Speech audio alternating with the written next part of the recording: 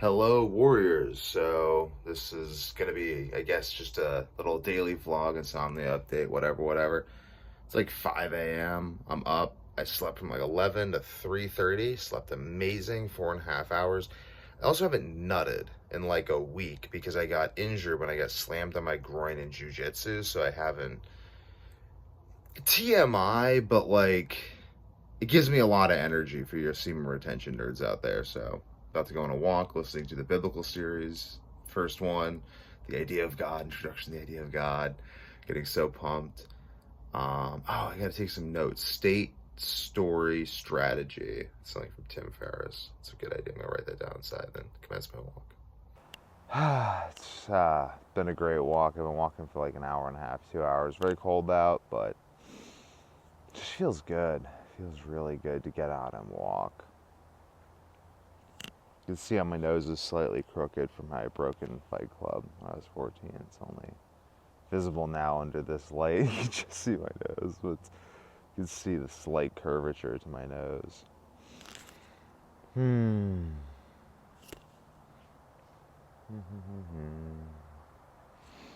Go for walks. Read difficult books. Educate yourself. I certainly am. I want to share with you guys all the things I'm educating myself on. I want to learn more in a year of doing these YouTube videos that I know now. I want to know more because of these videos. Right now, I'm going to listen to the whole biblical series again, or at least listen to that until that clicks, and then go right into Maps of Meaning, which I haven't actually read yet. Finish Maps of Meaning up, and then at that point, just write my books, publish my books, Weak to Warrior, The God Engine, and Don't Worry, Be Sleepy. Those would be very good. Dr. Peterson is inspiring me to do that good work. And walking is absolutely amazing for my brain health. I always feel whenever I walk for like 6 days in a row every day, I'm like, it should be illegal to feel this good. I just feel so good all the time. And I started doing that when I was in college. I would just walk because I'd like walk to classes, and walking to my classes, like I'd walk to campus, which is like 2 miles, and I'd walk to all my classes, which is like another few miles. So I was walking like 8 to 10 miles a day, and like I've never felt better, and I just love walking. I can do it with my kids. It's really great. I can't really walk to anywhere that I have to go now because it's not my life setup, but I do handle business calls when I'm walking. It's an idea I got from Tim Ferriss, but I handle business calls when I'm walking because they're very irritating, or they can be, and you can reduce that by walking, so you're happy because you get the BDNF from walking. And just interesting things I notice when I'm walking, like my feet, like circulation will get cut off because my feet will like increase blood flow, kind of swell up, and then circulation gets cut off and my body regulates itself. And it's like these sort of regulatory things my body has to do when I'm walking. I think that's the point, adjusting my body to this.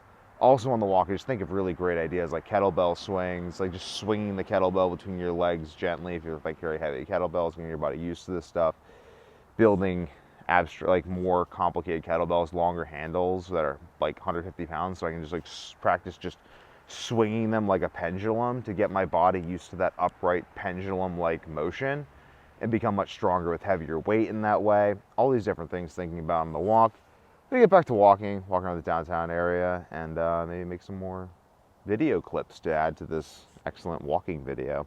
Oh, one other thing I want to add is that one of the reasons that I believe that pilgrimages were so popular back in the day for people who wanted to become enlightened, like you're like, oh, I want to find God, I want to become enlightened, same thing.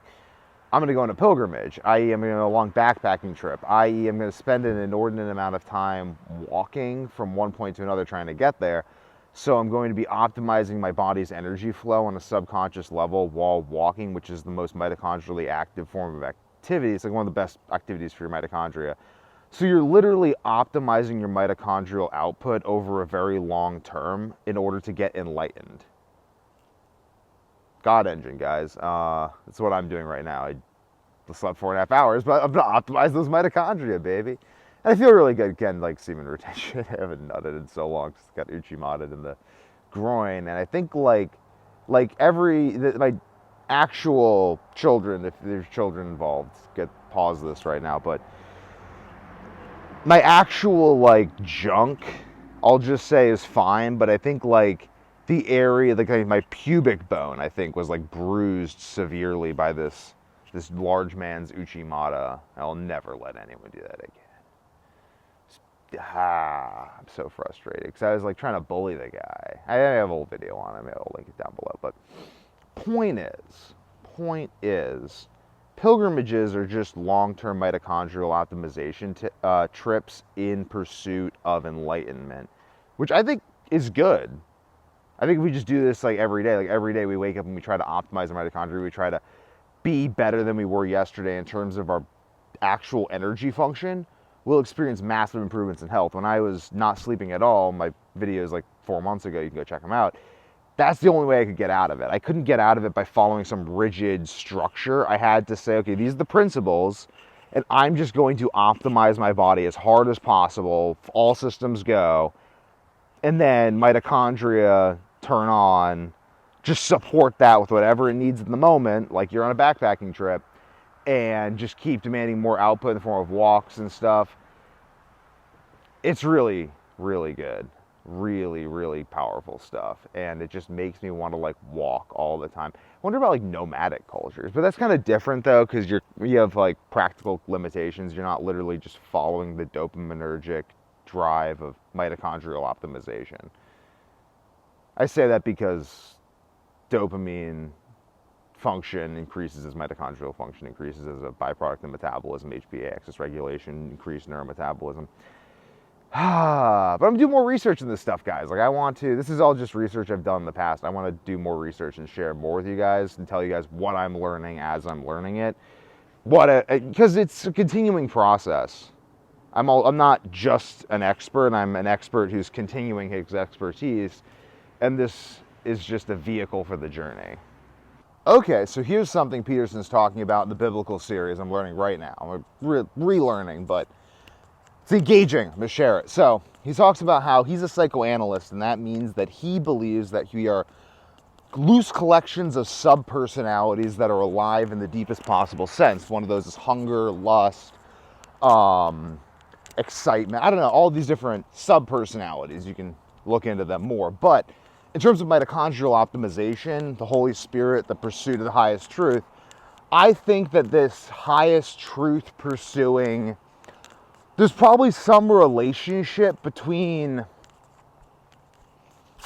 like gut bacteria, the mitochondrial function, the HPA axis, and the belief that you're doing everything possible every day to better yourself to pursue truth.